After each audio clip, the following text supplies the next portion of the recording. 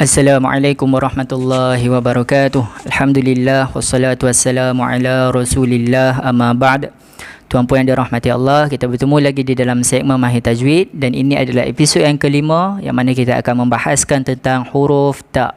Okay, pertama sekali kita kena tahu sifat huruf ta. Ada dua sifat huruf ta. Pertama istifal, kedua hams.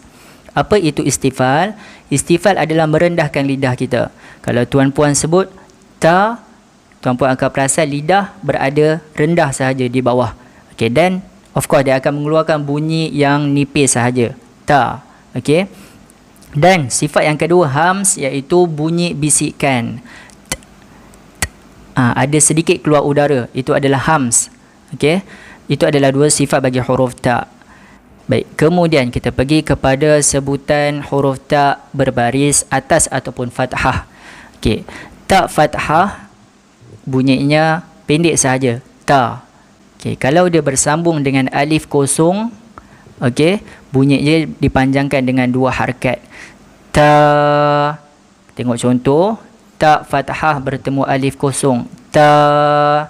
Okey, ta fathah bertemu alif kecil. Ta. Dua harakat juga. Okey, ta fathah bertemu dengan alif maksurah. Ta, dua harakat juga. Okay, kemudian ta tanwin atas. Bunyinya tan. Okey, bunyinya tan. Tapi kebanyakan tanwin dia ada dengung, bergantung kepada huruf selepasnya. Dan dalam kebiasaan cetakan Al-Quran yang ada pada kita sekarang ini, dia dah mengisyaratkan tanwin itu jelas ataupun dengung. Kalau tanwin jelas, dia akan buat tanwin itu seperti ini, selari. Kalau tanwin dengung, dia akan buat tanwin itu tidak selari, ada lari sikit. Okey. Tadi kita dah cakap tanwin atas bunyinya, yang selari ni bunyinya tan. Okey, kalau yang tak selari bunyinya dengung. Tuan-puan tengok saya tulis TA ni huruf besar, bermakna dia dibaca jelas. Ta. Ta. Okey, dibaca jelas.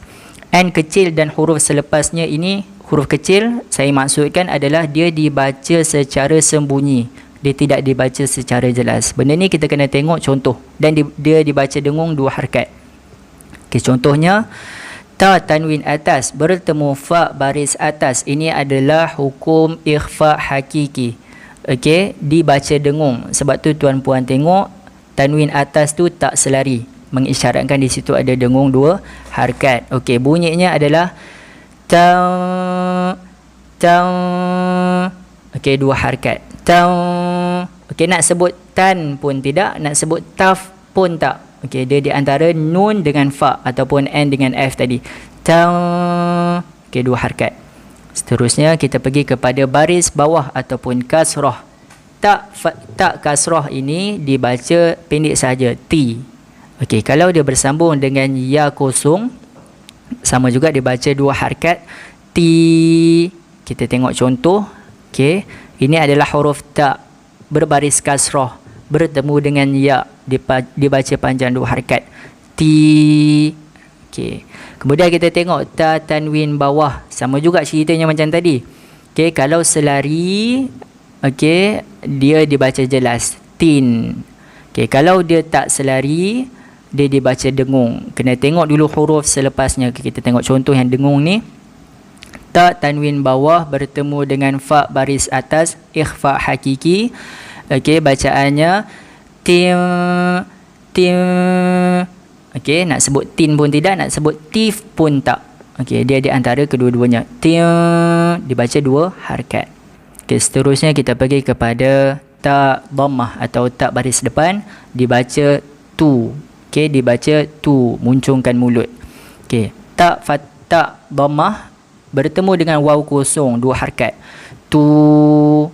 Okey, contohnya fatubu. Okey, tu tak baris depan bertemu dengan waw. Okey, kemudian tak tanwin. Okey, yang tadi kalau dia selari dia jelas. Okey, tapi kalau yang baris depan ni dia terbalik. Dia kalau tak selari dia dibaca jelas. Okey, sebutannya tanwin depan tun. Okey, bukan tun tetapi tun. Okey, betul kan kita punya bentuk bibir kita, tun. Okey. Kemudian kalau dia selari, okey, macam 99 ni, dia baru dibaca dengung. Okey, kita kena tengok contoh. Tak tanwin atas bertemu waw baris atas. Okey, situ hukumnya idgham ma'al gunnah. Okey, sebab tu dia ada dia bentuk dia selari kat situ. Dia mengisyaratkan dengung 2 harakat. Jadi bunyinya tu. Okey. Kemudian kita pergi kepada seterusnya, baris mati sukun. Baris mati adalah baris yang baris mati dekat sini. Sebenarnya baris mati ada beberapa bentuk. Okey, yang dekat sini biasa cetakan Quran yang biasa kita, dia seperti huruf dal. Okey, dal pendek kalau tuan-puan tengok kat sini. Okey, cara bacanya kita kena tahu huruf sebelumnya yang berbaris, bunyi dia macam mana, dan kita matikan, dan ada sedikit hamas. Okey, ingat hamas tadi, okey, ada sedikit udara. Okey, kita tengok dulu contoh. Okey, ini tak sukun atau tak baris mati. Okey, sebelumnya adalah huruf hamzah. Hamzah baris atas bunyinya a. Kita dah belajar sebelum ni. A, okey. Dia matikan dengan huruf ta ni. At. Ada hamas, ada keluar sedikit udara bisikan tu. At. Okey. Jangan at. Okey, kalau tak ada hamas salah. Okey, kurang tepat. At yang betulnya. Okey. Kemudian kita tengok contoh kedua ni. Okey, okey, sini ada tak sukun, dan sebelumnya ada tak dhammah, tak baris atas. Tadi tak baris atas bunyinya tu. Okey, kalau matikan dengan tak baris sukun ni, kembalikan kita punya bentuk bibir asal kita seperti tut. Okey, tuan-puan jangan baca tut la. Okey, baca tut la. Okey, macam tu. Kemudian kita pergi lebih kurang bacaan yang sukun juga, tetapi ni dalam keadaan waqaf. Okey, tuan-puan tengok contoh ni. Okey, contoh ni ta ni dia berada pada hujung ayat. Sebenarnya dia tak berada pada hujung ayat lah. Ni saya nak buat contoh, kita nak berhenti pada 2 sukun. Okey, macam mana? Ta ni ta berbaris bawah. Sebelumnya huruf ba sukun. Okay, kita dah belajar huruf ba sukun ni, dia ada qalqalah sebelum ni. Contoh kalau kat sini saya sebut fisab. Tapi selepasnya ada huruf ta. Okey, kita nak berhenti kat sini. Macam mana kita nak matikan? Kita timbulkan hamas. Timbulkan bunyi bisikan tu. Sabt. Macam tu. Sabt. Okey, baik. Harap jelas. Kemudian seterusnya kita pergi kepada yang terakhir sekali, baris sabdu ataupun syaddah ataupun tasydid. Okey, ta tasydid. Macam ni kita nak tahu tasydid, dia ada gigi ni. Okey, dia ada gigi ni macam sin. Okey, macam ni cara sebutannya. Kita matikan dulu dekat huruf ta macam mati yang sukun tadi, kemudian kita bunyikan dengan baris yang ada pada dia tu. Kita kena tengok contohlah. Okey, contoh yang pertama, okey, tengok ada ta, ada syaddah atau tasydid, sabdu atas dia ni berbaris atas. Okey, kita tahu bunyinya ta, tetapi dia ada sabdu dulu kan. Kita kena tengok dulu huruf sebelumnya ta berbaris atas juga. So, kita baca ta macam tu. Ta. Okey. Kita tengok contoh kedua. Okey, mim baris hadapan bertemu dengan ta sabdu tadi. Okey, mim baris hadapan bunyinya mu. Okey, mu muncung. Okey, ta baris atas. Okey, dia masukkan dulu mut. Okey, kembalikan dulu kita punya bentuk bibir kita pada kedudukan ta yang asal. Mutta. Kebiasaan kita baca mutta. Okey, yang tepatnya mutta. Okey, macam tu. Kemudian ta sabdu bawah.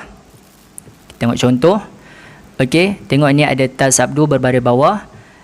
Okey, kena ingat bila sabdu dia menarik sebutan huruf yang ada baris sahaja sebelumnya. Okey, kita tengok huruf ta yang sebelumnya ni ada baris, tak ada baris. So kita abaikan. Kita tengok huruf ha yang sebelumnya lagi tu. Okey, ada baris. So huruf ha berbaris atas sebutannya ha. Okey, dimasukkan ke dalam huruf ta tasydid berbaris bawah bunyinya hati. Okey, begitu. Kemudian yang terakhir sekali ta tasydid berbaris hadapan. Okey, kita tengok ta tasydid baris hadapan contoh ni, sebelum dia adalah huruf mim berbaris atas. Mim baris atas macam tadi bunyinya mu. Okey, mu. Masukkan dengan huruf ta dulu. Okey, kembalikan bibir kita pada kedudukan yang asal. Mutu. Okey, mutu. Kebiasaan kita baca mutu. Okey, yang tepatnya mutu. Okey, baik. Okey, saya rasa sekadar itu sahaja perkongsian pada kali ini. Tuan-puan yang nak download nota boleh klik link yang saya berikan dalam video ini, dan saya minta tolong tuan-puan sharekan video ini kepada orang-orang yang memerlukan. Dan sampai kita berjumpa lagi pada episod akan datang, Mahir Tajwid akan datang. Wassalamualaikum warahmatullahi wabarakatuh.